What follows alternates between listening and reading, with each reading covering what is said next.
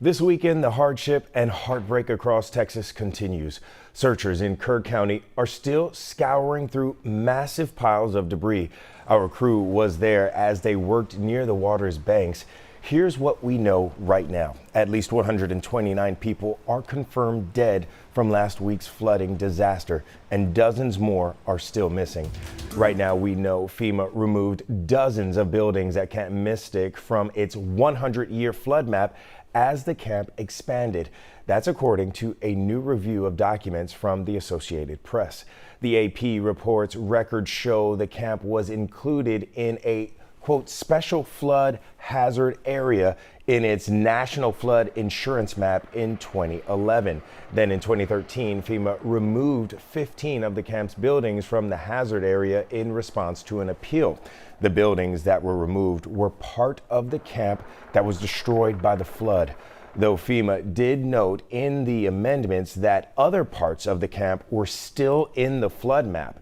In a statement, FEMA said in part, flood maps are snapshots in time and are not predictions of where it will flood.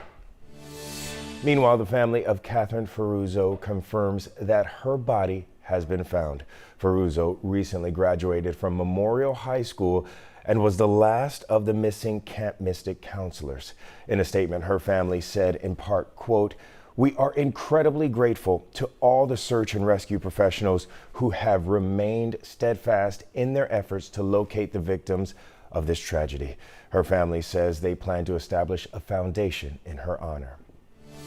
And there was a somber homecoming in Kingwood yesterday, where the body of 12-year-old Shiloh Wilson was escorted back from Kerrville a week and a day after he and both of his parents all perished in the July 4th flood. Jason Miles was there for the emotional tribute. Hundreds gathered here outside Kingwood Funeral Home and at Second Baptist nearby, many lining the 59 feeder as the procession arrived. The Harris County Fire Marshal's office and others escorted the hearse all the way home from Kerrville, passing through various towns where people also gathered to pay their respects. Shiloh and his parents, Jeff and Amber, were in Kerrville for a rodeo when catastrophic flooding swept through their campsite. His parents were found days after the flood, and the 12-year-old just on Friday. I spoke with a longtime family friend who still cannot comprehend this tragedy. I just know that Jeff and Amber and Shiloh were looking at all this right now and probably got a big giant smile on their face. And it just breaks my heart that you just don't have a chance to say goodbye.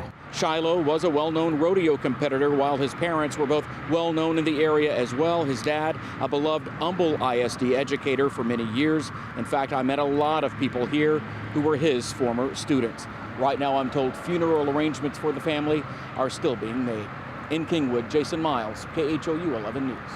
Jason, thank you so much. They will obviously be missed. In Kerrville, people joined together to pray and support one another as the community continues to deal with the terrible loss. Orko Manna attended a prayer vigil held at the Memorial Wall in Kerrville. I was out here just a few days ago, and in that time, it has grown exponentially. The community continues to find ways to support each other through art and prayer. A community coming together through song and faith. This prayer vigil Saturday night. Even in my own grief, God's given me a lot of strength to be there for my family. Honoring those impacted by the deadly and devastating floods in the Texas Hill Country. Dozens gathering at this prayer vigil in Kerrville at the Coming King Sculpture Prayer Garden. We are here to feel that spiritual need, the need for hope, the need for peace. Everyone's hearts are heavy. There's death and destruction down by the river, but there's life and hope up on this hill. Max Greiner, who designed this space, says now is the time to lean on each other. All around Kerrville, everybody has, stepped up and they're giving out food and water and shelter. But on this hill, we're giving out living water and we're giving out the bread of life. Minutes away, sitting on the edge of the Guadalupe River, is this collection of crosses. Each green ribbon a way to honor those who died. Artist Roberto Marquez organizing this display. This mural, a beautiful tribute to this community and what they've been through.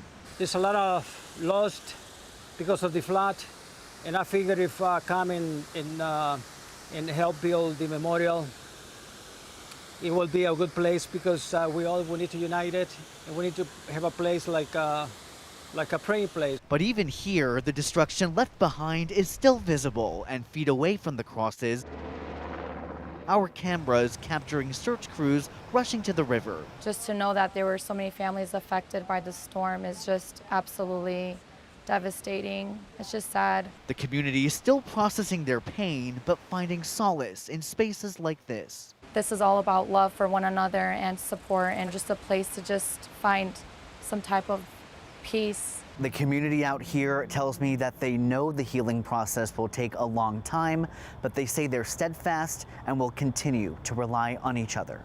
Reporting from Kerrville, Orko Manna, KHOU 11 News. Yeah, there's absolutely no doubt we're going to need each other to get through this. Thanks so much, Orko.